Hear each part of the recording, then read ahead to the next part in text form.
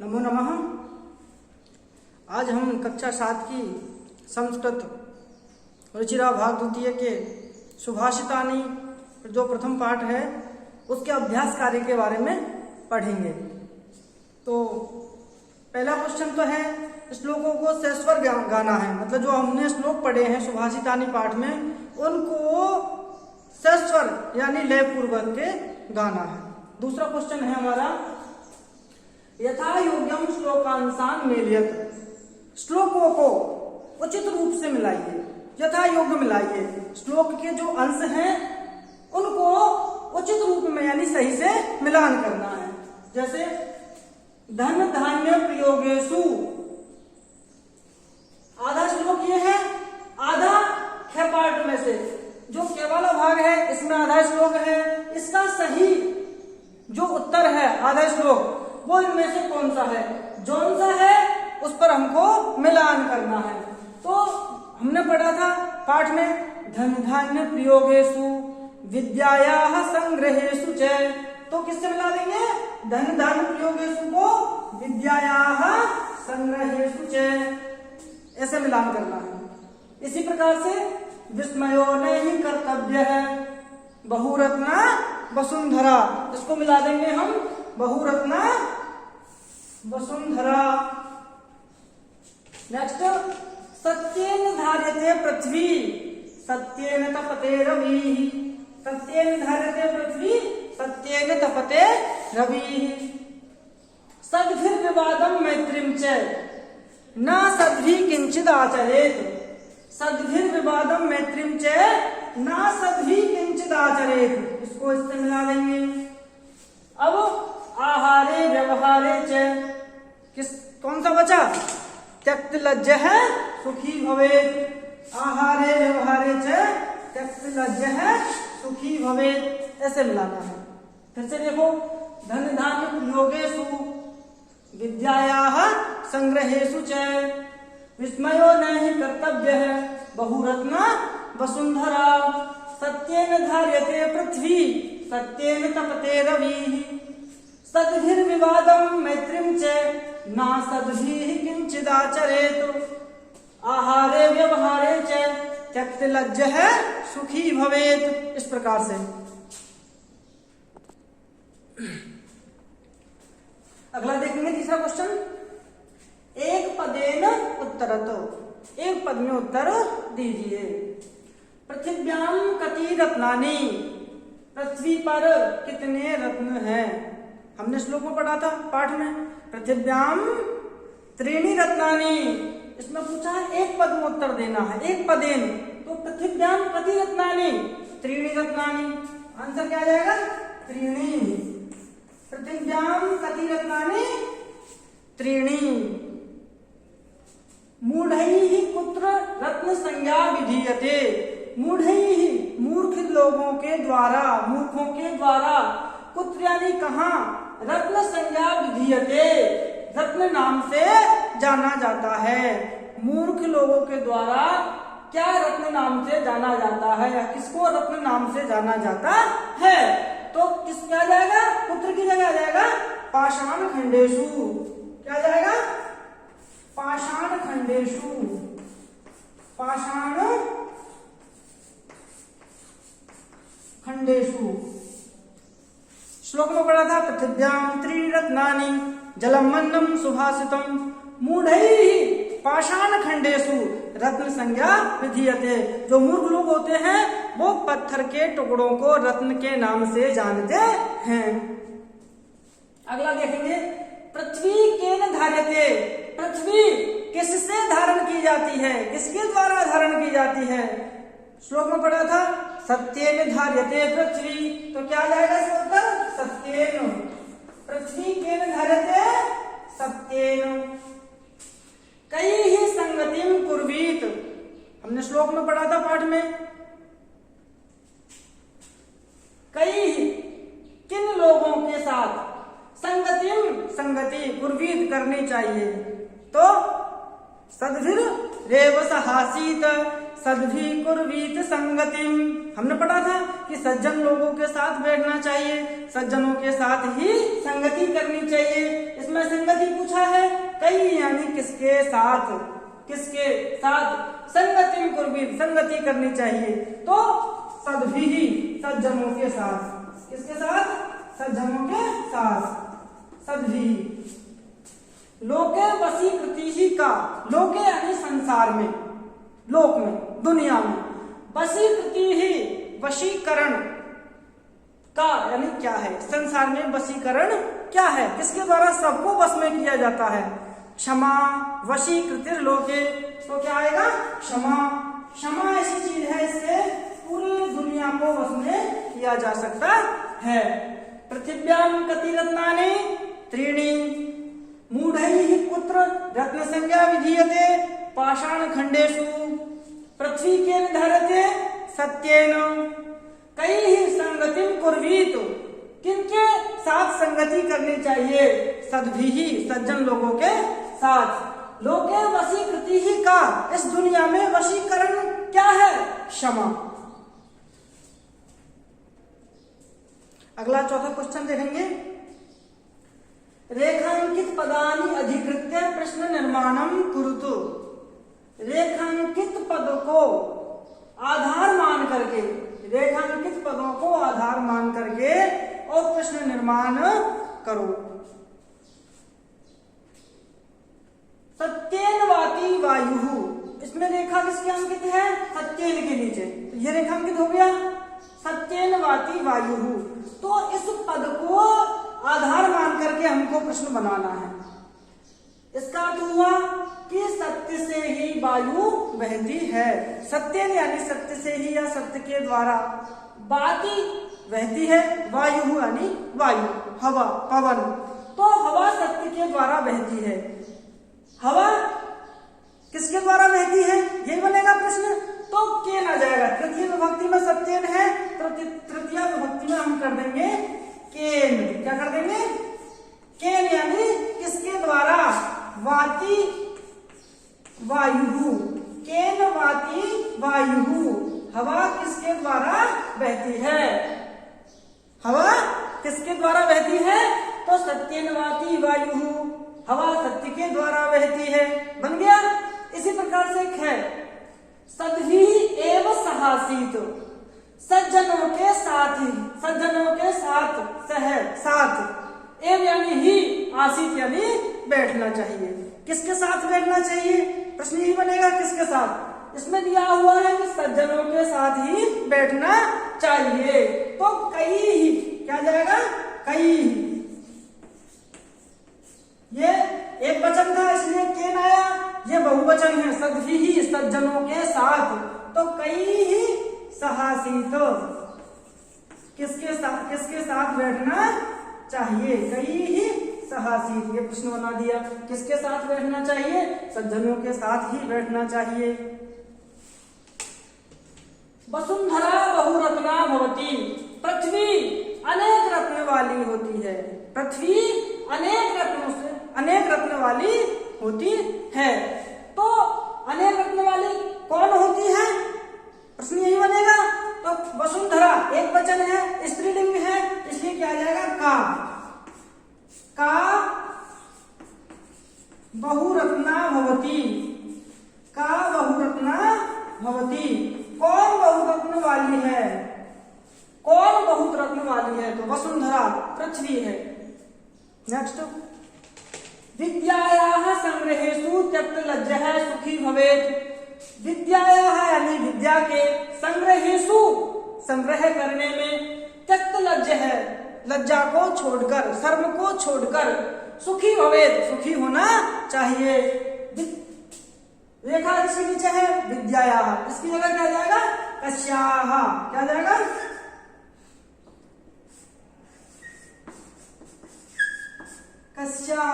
कस्यायाः संग्रहेषु, कस्यायाः संग्रहेषु त्यक्तलज्जः सुखी भवेत्, किसके संग्रह में लज्जा को छोड़कर सुखी होना चाहिए, किसके संग्रह में, किसके संग्रह में, विद्या के संग्रह में, लज्जा को छोड़ करके और सुखी रहना चाहिए। सद्भिः मैत्रीं कुर्वीत, सज्जनों के साथ मित्रता करनी चाहिए। तो सद्भिः मैत्रीं की जगह प्रश्न बनाना है, मैत्रीं को आधार बना करके प्रश्न बनाना है। तो उसमें सद्भिः किम कुर्वीत, सद्भिः किम कुर्वीत, सज्जनों के साथ क्या करना चाहिए, संगति करना चाहिए। सद्भिः किम कुर्वीत, सज्जनों के साथ किम यानी क्या कुर्वीत करना चाहिए, तो सज्जनों के साथ मित्रता, मैत्रीं कुर्वीत, सद्भिः मैत्रीं कुर्वीत, सज्जनों के साथ मित्रता करनी चाहिए। अगला प्रश्न 5वां देखो, प्रश्नानाम उत्तराणि लिखत, प्रश्नों के उत्तर लिखो। कुत्र विस्मयः न कर्तव्यः, कुत्र यानी कहाँ, विस्मय है यानी आश्चर्य, न यानी नहीं, कर्तव्य है करना चाहिए। तो कहाँ आश्चर्य नहीं करना चाहिए, हमने श्लोक में पढ़ा था, दाने तपसि शौर्ये च विज्ञाने विनयेनैव विस्मयो न हि कर्तव्यो बहुरत्ना वसुंधरा। तो इसका आंसर क्या हो जाएगा, दाने तपसि शौर्ये, दाने दान में, तपसी तपस्या करने में, दाने तपसी शौर्य शौर्य में, विज्ञान में, दाने तपसी शौर्य, दाने तपसी शौर्य, विज्ञाने विनये नये, विनये विनम्रता में, और नये च विस्मयो न कर्तव्य। देखो, दान में, तपस्या में, शौर्य प्रकट करने में, विज्ञान में, विनम्रता में, और चयनी और नए यानी नीति में आश्चर्य नहीं करना चाहिए। खेवला देखेंगे, पृथ्व्याम त्रीणि रत्नानि कानि, पृथ्वी पर 3 रत्न कौन से हैं। तो पृथ्व्याम हमने पढ़ा था, पृथ्व्याम त्रीणि रत्नानि, आगे जलम मन्नम सुभाषितम, पृथ्व्याम त्रीणि रत्नानि कानि, तो पृथ्व्याम जलम मन्नम सुभाषितम, जलम मन्नम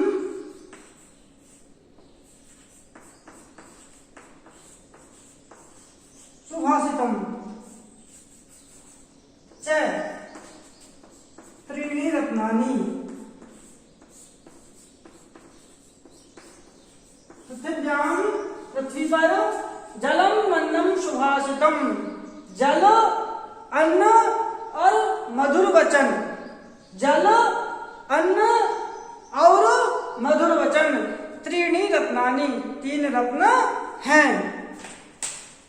त्यक्त लज्ज है पुत्र सुखी भवेत, त्यक्त लज्ज है लज्जा को त्याग कर, शर्म को छोड़कर, पुत्र कहाँ सुखी भवेत सुखी होना चाहिए। तो हमने पढ़ा था, धन धान्य प्रयोगेषु विद्यायाः संग्रहेषु च आहारे व्यवहारे च त्यक्त लज्ज है सुखी भवेत। इसका आंसर हो जाएगा धन धान्य प्रयोगेषु, धन धान्य प्रयोगेषु, धन धान्य के प्रयोग में, विद्यायाः संग्रहेषु, विद्यायाः संग्रहेषु, विद्या संग्रह करने में, विद्या इकट्ठी करने में, विद्या प्राप्त करने में, और आहारे व्यवहारे च, आहारे भोजन में, व्यवहारे आपसी व्यवहार में, आहारे व्यवहारे च त्यक्त लज्ज है, त्यक्त लज्ज है सुखी भवेत। देखिए, धन धान्य प्रयोगेषु, धन धान्य के प्रयोग में, विद्यायाः संग्रहेषु, विद्या के संग्रह करने में, आहार भोजन करने में, व्यवहारे, आपस के व्यवहार में। त्यक्त लज्जा सुखी भवे, लज्जा को त्याग करके सुखी होना चाहिए।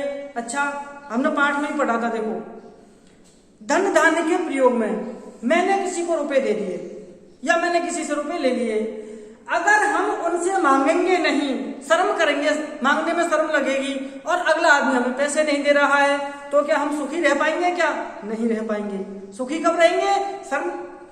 शर्म त्याग दो, मांग लो पैसे, अपन ने पैसे दिए हैं, अपने पैसे हैं, अपना धन है, अपन मांग सकते हैं।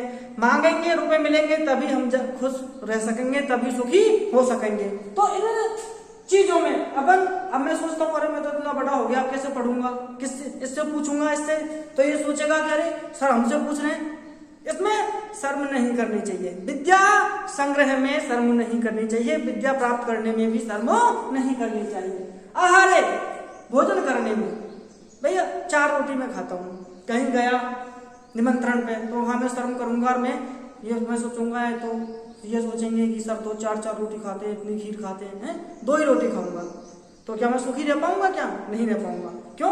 पेट नहीं भरेगा, भूख लगेगी। तो इसलिए आहारे, भोजन में भी शर्म नहीं करनी चाहिए, संकोच नहीं करना चाहिए। और व्यवहारे, अगर मैं आपसे बातचीत करने में या बाजार में किसी से बातचीत करने में या समाज में किसी से बातचीत करने में संकोच करूंगा, तो क्या मैं अपनी बात किसी से कह पाऊंगा या उनकी बात मैं सुन पाऊंगा? क्योंकि मैं संकोच करूंगा तो मैं सुखी नहीं रह पाऊंगा। इसलिए हमें इन चीजों में, किन चीजों में? धन धान्य के प्रयोग में, विद्या प्राप्त करने में और भोजन करने में और आपस के व्यवहार में संकोच को त्याग करके और सुखी रहना चाहिए, तो तभी हम सुखी रहेंगे। अगर इन कार्यों में हमने संकोच किया तो हम सुखी नहीं रह सकते।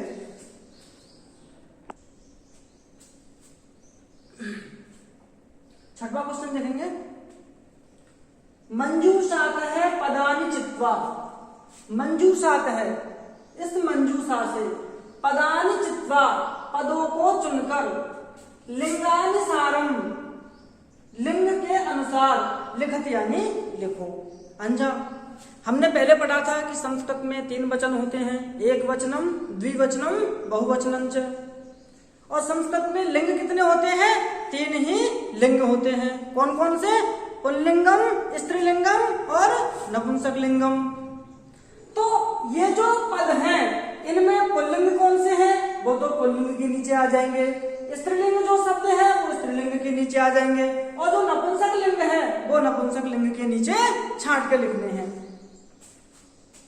रत्नानी, रत्नम, रत्ने, रत्नानी, तो रत्नम शब्द क्या आ जाएगा? नपुंसकलिंग में। रत्नानी नपुंसकलिंग में आता है। वसुंधरा, वसुंधरा स्त्रीलिंग का शब्द है। वसुंधरा, पृथ्वी क्या है? वसुंधरा, आकारांत स्त्रीलिंग है, तो स्त्रीलिंग के नीचे आ जाएगा। सत्येन, सत्यम, सत्यम नपुंसक लिंग का शब्द है, सत्यम।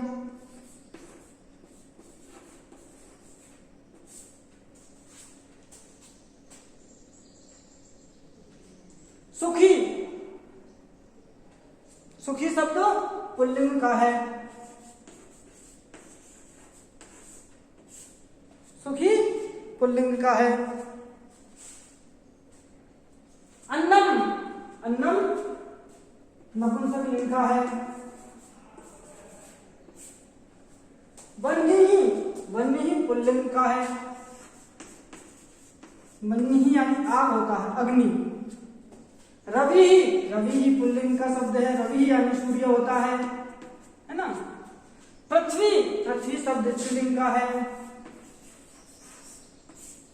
संगतिम, संगति शब्द भी स्त्रीलिंग है।